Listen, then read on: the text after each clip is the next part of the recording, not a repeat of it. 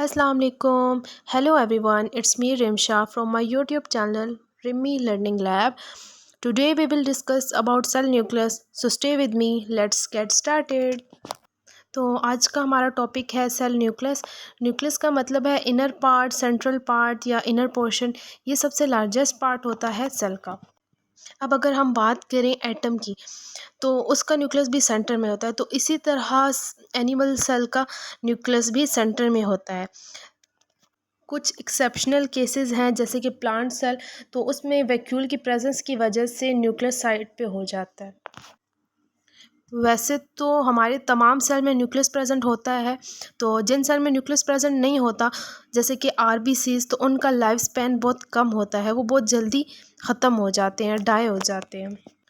तो न्यूक्लियस हमारे पास एक इम्पॉर्टेंट ऑर्गेनेली है सेल की, जो कि सेल की तमाम चीज़ों को कंट्रोल करती है।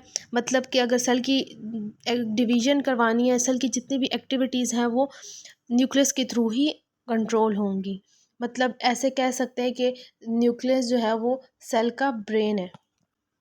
अब अगर हम बात करें इसकी कंपोजिशन की, तो ये जो है डबल मेम्ब्रेन से इनक्लोज्ड होता है। जैसे सेल की एक मेम्ब्रेन होती है, इसकी डबल मेम्ब्रेन प्रेजेंट होती है, और वो डबल मेम्ब्रेन फॉस्फोलिपिड की होती है।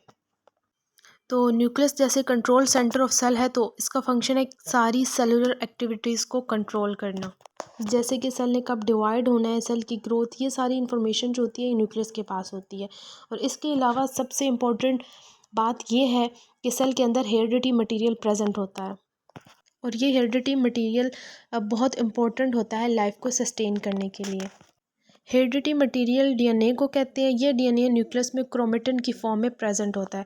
क्रोमेटिन क्या है? तो chromatin DNA plus histone chromatin कहलाता है। इसके बाद हिस्टोन और प्रोटीन और डीएनए को हम न्यूक्लियोसोम भी कहते हैं, और ये chromatin during cell division condense होके क्रोमोसोम बनाता है, और सिर्फ ड्यूरिंग सेल डिवीजन हम क्रोमोसोम्स को देख सकते हैं। होप सो आज की वीडियो आपको पसंद आई होगी। So don't forget to subscribe. अल्लाह हाफिज़।